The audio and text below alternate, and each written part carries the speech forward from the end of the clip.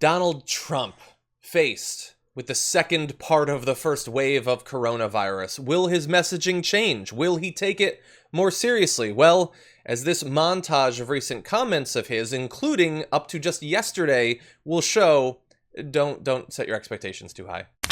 So at some point, this stuff goes away. And it's going away. If you look, the numbers are very minuscule compared to what it was. It's dying out. It's fading away. It's going to fade away. And it is dying out. The numbers are starting to get very good. I think that at some point that's going to sort of just disappear, I hope. You still believe so? Disappear? Well, I do. Yeah, sure.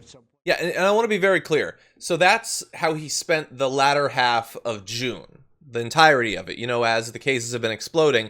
That last quote, though, I think we're going to be very good with the coronavirus. I think that at some point that's going to sort of just disappear, I hope, was yesterday. Following 2 weeks of rising cases.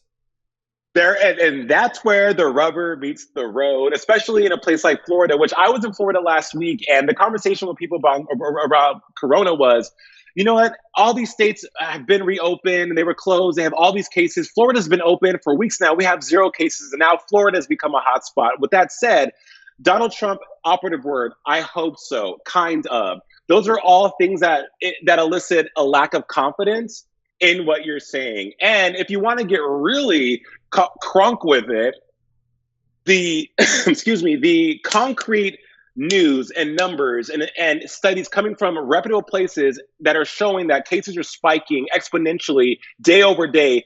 Any smart person, my nephew who is 9, could tell you that no, this is not going away, bro. The second wave is rising and upon us. Corona winter is coming, you guys. Oh, God. Corona winter is coming. Donald Trump, John, I do not understand how. I get it. This is an election year. He wants to get elected. He's a politician. That's what they do.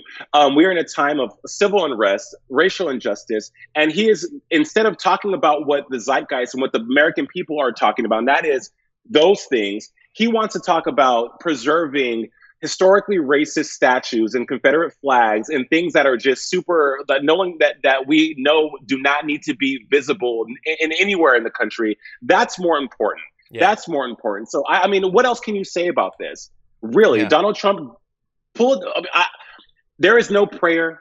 There is no manifestation. There is no, dream of a dream I could have that would give me confidence in our president. And I know I'm probably going to get flamed by really conservative people for saying that, but the proof is in the pudding. The proof is in the tweets. The proof is in those statements that he makes. Mm-hmm.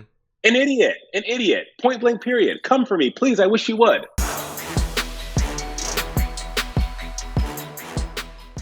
Check out the Damage Report podcast each day, wherever you get your podcasts, whether Pocket Casts or Stitcher or iTunes.